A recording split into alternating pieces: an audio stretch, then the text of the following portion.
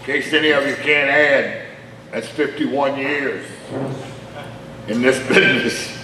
So, been around a while, you know, so that means you get to know a lot of people. And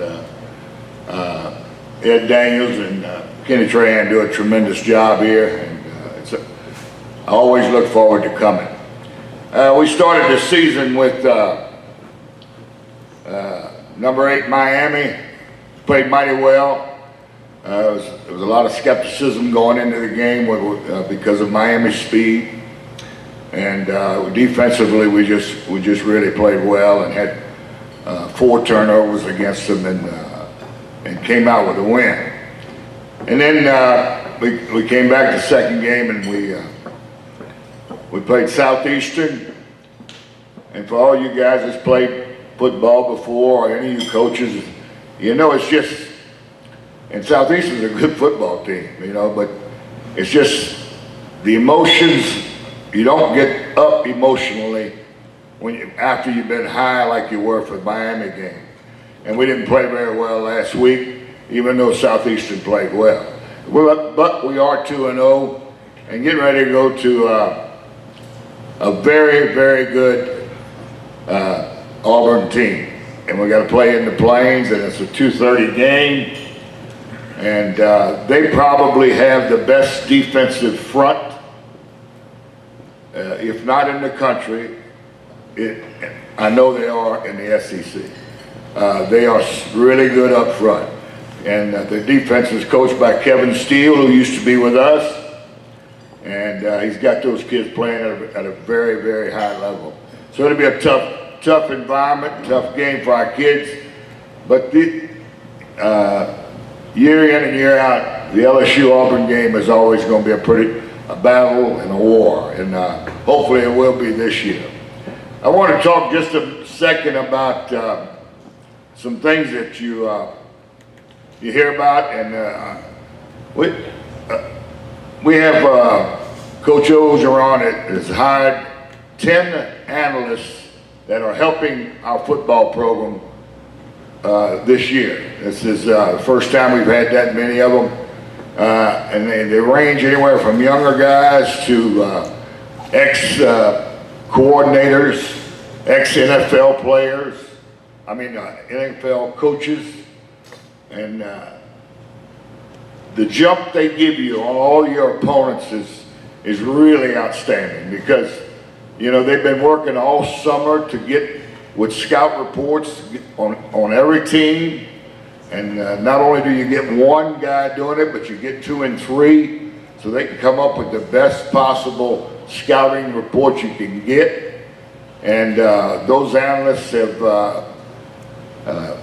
really helped us in what we're in preparation for the games that we play. Like I said, we have 10 of them, and it's been unbelievable what they do. You know, we also have a thing we call the winning edge, and everybody does a little bit of it. It's a situation in a game where you may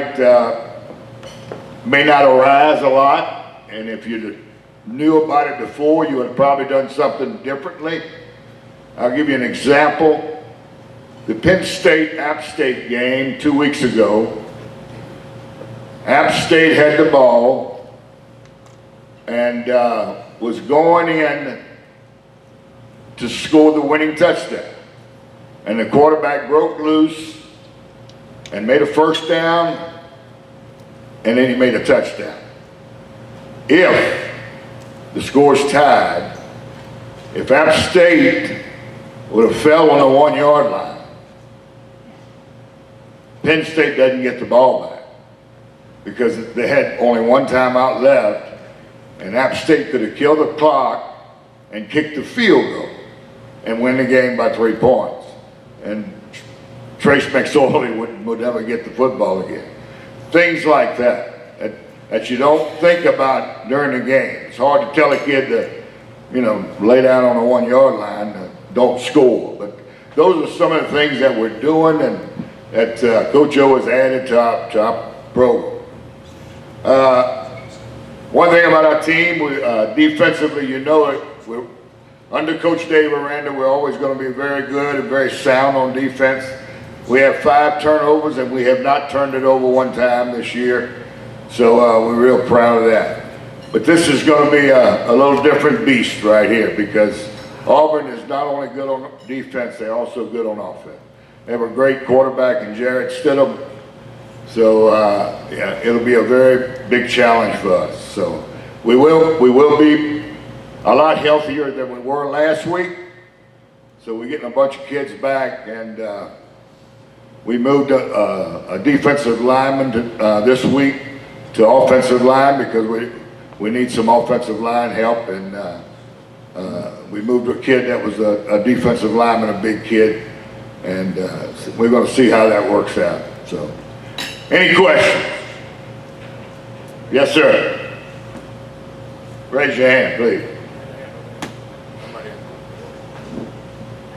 Eddie Daniels. I've been knowing Ed Daniels for 40 years. When you were coaching the Independence Tigers? Yes, sir. Coach, yes. Can you talk about Joe Burrow, his yes. progression?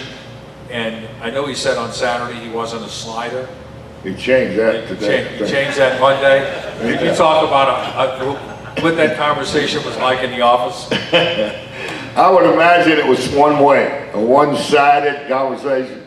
Yeah, because he, you know, I'm going to tell you this about, Coach O made a great statement about Joe Burrow.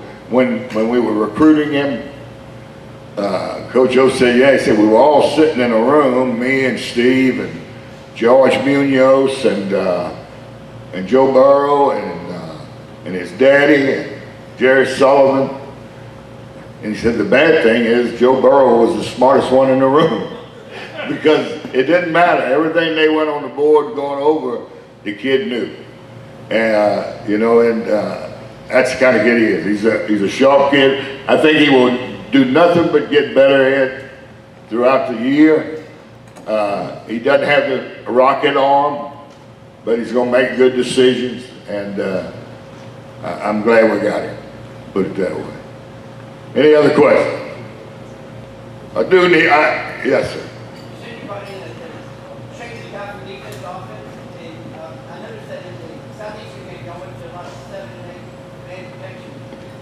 Because they were blitzing so much.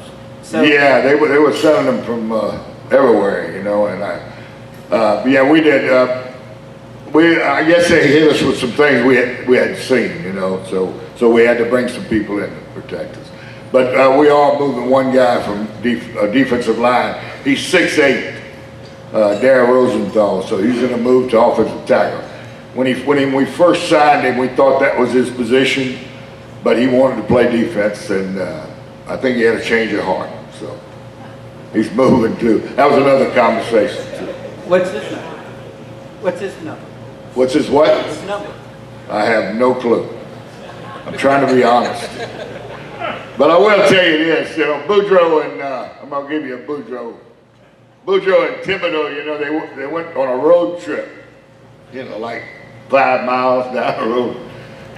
Go get him a drink, and Boudreaux kept telling Thibodeau, everywhere I go, everybody knows me.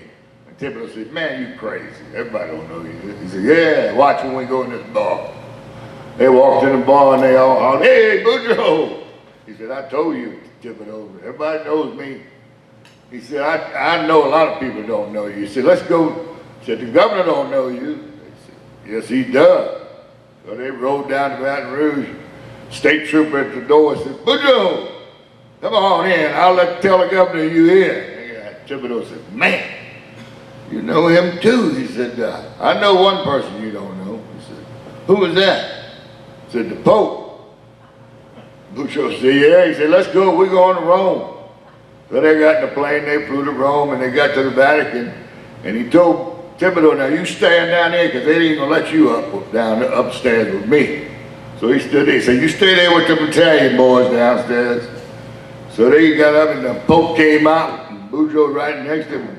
The Italian guys punched Thibodeau, and he said, who's that up there standing with Boudreaux? So that was it for Thibodeau, he knew. Thank you all a lot. Appreciate it.